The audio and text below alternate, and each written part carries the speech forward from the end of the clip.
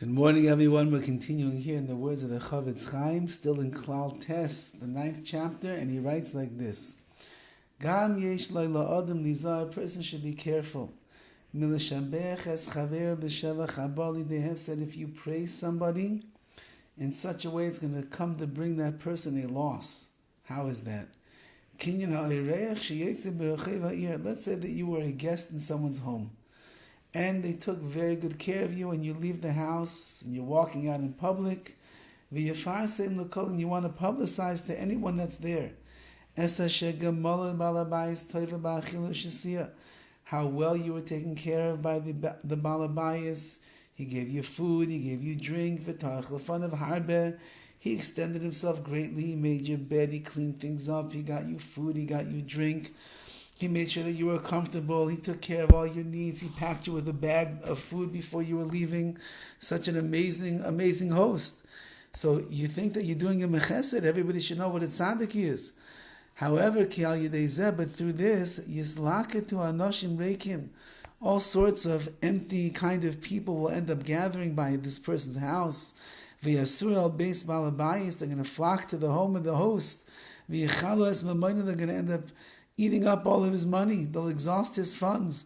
Ve'alin kazeh nemar, like it says in Mishlei, mevarich re'ehu b'kol gadol b'boker hashkem.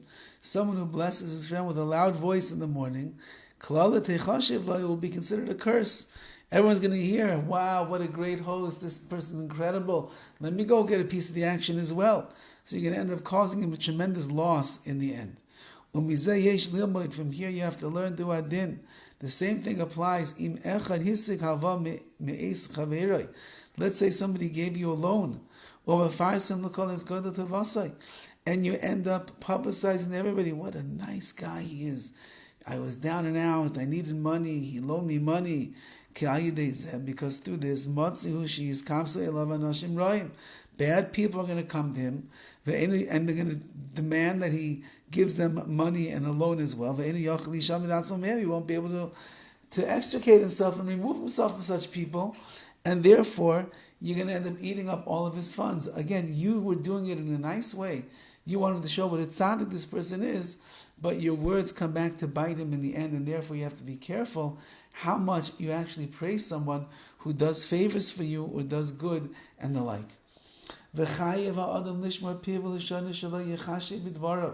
You also have to be careful how you speak, that people should not suspect you of trying to say Lashon Hara. You say things in a sneaky kind of a way, but your words can really be misconstrued as Lashon Hara. People will say, this guy speaks Lashon Hara. If you bring yourself to this place of suspicion, where people are really uncertain, did he mean to say Lashon Hara? Did he not mean to say Lashon Hara? Probably it is Lashon Hara. Hu b'chal havach Lashon Hara, says the CHOFETZ CHAIM, when you say things that could be interpreted one of two ways, so in general, that's going to be the avak Lashon Hara, that is the dust of Lashon Hara. Now he does bring over here in the Haggadah the following. Mashla zecharti nur beplanya. I didn't mention the case of fire in the house of so-and-so. What is that? That means that the Gemara tells us when a person says, over there by Reuven's house, the fire is always going, people are always cooking, there's always food to be found. Now he could mean one of two things. He could mean that Reuven's house is a house of chesed, and everybody knows if they ever need a meal, a hot meal any time of the day, they can always go there. They're always cooking, they're always preparing meals. The table is always set and laden with treats. So therefore, you're saying something good. This is the house where you can get your needs fulfilled. Or they're saying, on the other hand, these people are such fressers, they're such gluttons. All they do is eat all day long. So whenever you walk in there, someone's always in the kitchen. There's always another steak on the barbecue. There's always another pot of food, and there's nash on the table. These people fress all day long. So you could be saying one or the other. Now, says the CHOFETZ CHAIM, now the reason I didn't write this case, Be'inyan Avak, as an example of Avak Lashon Hara, is because in many cases, depending on the way that you say it, it could actually be full-fledged Lashon Hara. Even though I wrote above in the second chapter that it is Lashon Hara, and if you look in the Gemara on Bava Basra, you'll see the Rashbam over there says like that.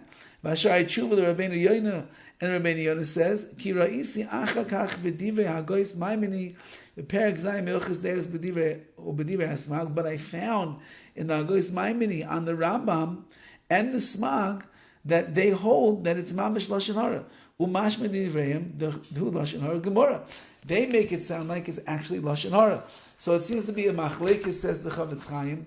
And even though that earlier in the Sefer I wrote that it is avak Lashon Hara, saying such a thing as the dust, over here, at this point, I'm not so sure that you're only going to get away with the dust of Lashon Hara.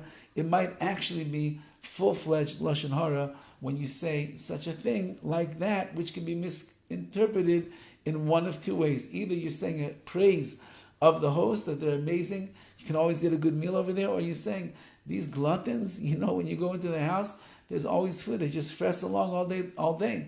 So therefore, says the CHOFETZ CHAIM, stay away from saying words that are duplicitous, that can be interpreted in two different ways.